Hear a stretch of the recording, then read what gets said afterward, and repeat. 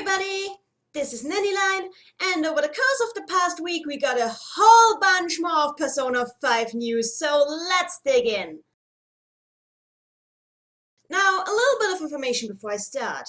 The Ace Attorney Vlogs are coming up next week. I've decided to cover the anime on a case-by-case basis from now on, since it makes more sense with the way how it was structured.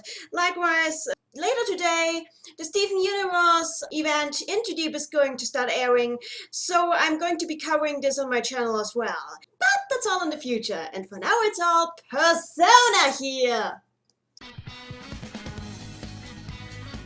So, during the past week, a ton of new information about Persona 5 has come to light, not just from the trailer that was shown last Thursday, but also from leaks, published articles, and from fans analyzing the recent trailer in minute detail. Now, here I am, I have a blog full of posts I've already written on this topic, a 10-pages Famitsu article that came out just a day ago, and about 12 hours to go before the Steven Universe event starts, and I will have to make videos on that too. Let's do this! According to the Famitsu article, the party targets male and corrupted adults.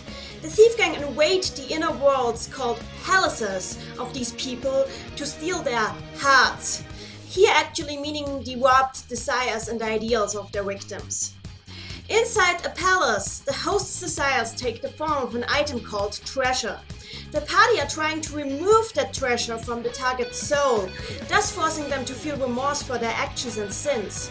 However, since the target's psyche usually has tons of defenses up against the treasure being removed, getting to it can be pretty tricky, hence the dungeons of the game.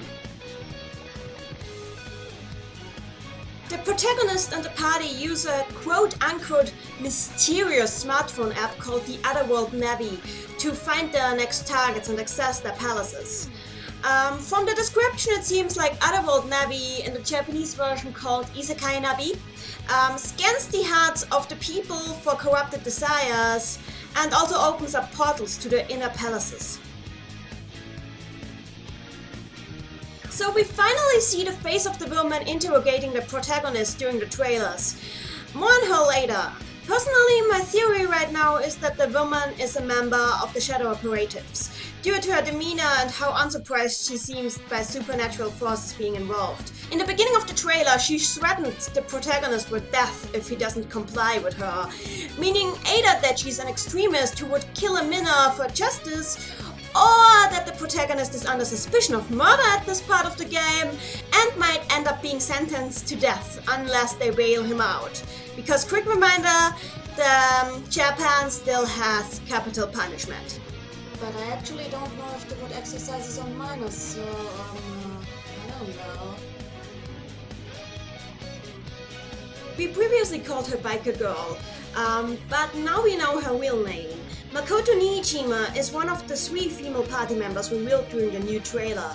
And yes, it does annoy me a bit that her name happens to be the same as that of the Persona 3 protagonist in the movies, but I guess since the dev team of the games isn't really all that involved with the anime projects, it's not really their fault. Anyway, according to the Famitsu article, Makoto is a 3rd-year student at Shujin Academy, the same school the protagonist Anne and Ryuji visit.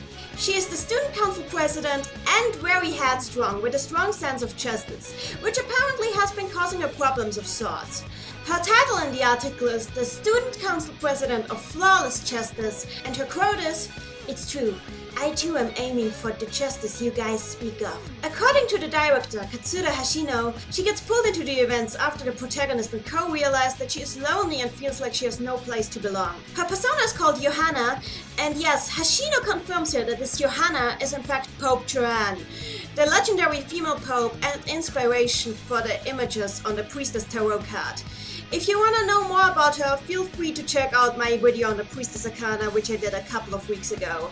Wow, I had amazing timing there. Her persona is also capable of using nuclear elemental phase spells for the first time since Persona 2, meaning that this game is not going to conflate the almighty and nuclear spells into the same category, but treats them as separate elements. So yeah, we're getting the phase spells back, that's a nice thing. Interestingly, this character here, who I've put on screen right now, could be named either Saya, Saya or Sayaru, depending on the reading. Japanese names tend to be stupidly ambiguous with how they actually read. Anyway, she shares the same last name as Makoto Niijima, meaning that they're probably related by blood. It's gonna be interesting to see how an antagonist and a party member being related by blood is gonna play out in this game. We've already been introduced to her during the trailer, so I'll keep this brief. Futaba's title is the Hikikomori Genius Hacker, and her personal quote is, "Navi, I will guide you to victory." Her characteristic is an extreme mathematical intelligence, which causes her to be a programming genius, but also incredibly awkward with social interactions. Due to that and the trauma that has apparently caused her extremely strong social anxiety, she stopped leaving her house and has been holed up in her room ever since middle school. The article doesn't mention which high school she's enrolled in, if any, only that she should technically be a high school first year. By the way, Futaba is her given name. Sakura is the family name. And it does not mean cherry blossom here. The way it is written here, which by the way is the same as the last name of Kyoko Sakura from Madoka Magica, means helpful storage. Also, her given name Futaba means sprout, and is, as I mentioned in a previous video, probably a reference to the Futaba channel. Again, her persona is Necronomicon, and according to the director, its futuristic design is meant to symbolize Futaba's technical genius. He also mentions that Futaba is one of the most important characters within the party when it comes to the plot, so look forward to that. Haru Okumura is a third-year student at Shujin Academy, and boy does that prove the theory that Shujin is a correctional facility wrong once and for all. Haru is characterized as a little princess, the daughter of a famous maker of takeout food, and very rich and spoiled. She's good at talking to people, but doesn't really value others because of her wealthy upbringing that has rendered her rather naive to the harsh reality of the world. Her title is The Company Heiress Who Trusts Nobody, and her quote is, "I will commit myself to this. Whatever I can do, I want to do it with commitment." Her persona is Milady the Winter, an antagonist of the Three Musketeers.